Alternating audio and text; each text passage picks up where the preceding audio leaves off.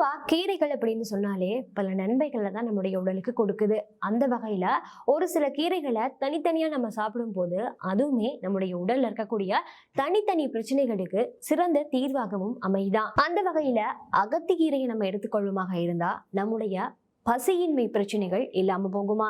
அதே மாதிரி முளைக்கீரையை நம்ம தொடர்ச்சியாக சாப்பிட்டு கொண்டு வரும் போது நம்முடைய மலச்சிக்கல் பிரச்சனை இல்லாம போகுமா. தோல் நோய்கள் சரியாகணும் அப்படின்னா அரைக்கீரையை சாப்பிட்டு கொண்டு வருவமாக இருந்தா நம்முடைய தோல்ல இருக்கக்கூடிய பிரச்சனைகள் இல்லாம போகுமா. உயர் இரத்த அழுத்தம் இருக்குமாக இருந்தா பருப்பு கீரையை நம்ம எடுத்துக்கொள்ளும் போது அந்த பருப்பு கீரையினுடைய சக்தி நம்முடைய உயர் இரத்த அழுத்தத்தை குறைக்குமா.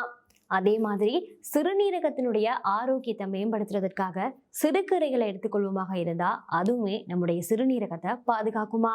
நம்முடைய எலும்புகள் எப்போதுமே வலுவாக இருக்கணும் அப்படின்னா முருங்கைக்கீரையை சாப்பிடணுமா.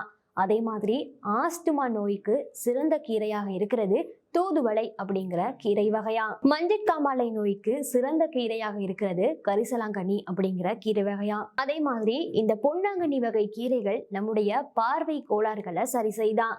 நம்முடைய ஞாபக சக்தியை அதிகரிக்கிறதுக்காக வல்லாரை கீரையை எடுத்துக்கொள்ளுமாக இருந்தா நம்முடைய ஞாபக சக்தி அதிகரிக்குமா. நமக்கு ஏற்படக்கூடிய மூட்டு வலிகளுக்கு சிறந்த கீரையாக இருக்கிறது முடக்கத்தான் அப்படிங்கிற கீரையாகுமா.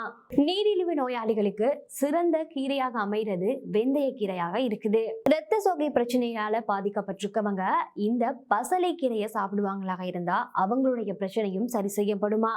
இந்த கீரை வகைகள்லாம் சாப்பிட்றதன் மூலமாக உங்களுடைய நோய்களும் சரி செய்யப்படுது இல்லையா. மறந்துடாம உங்களுக்கும் இது மாதிரியான பிரச்சனைகள் இருக்குமாக இருந்தா இந்த கீரை வகைகளை சாப்பிட்டு சரி செய்து கொள்ளுங்க.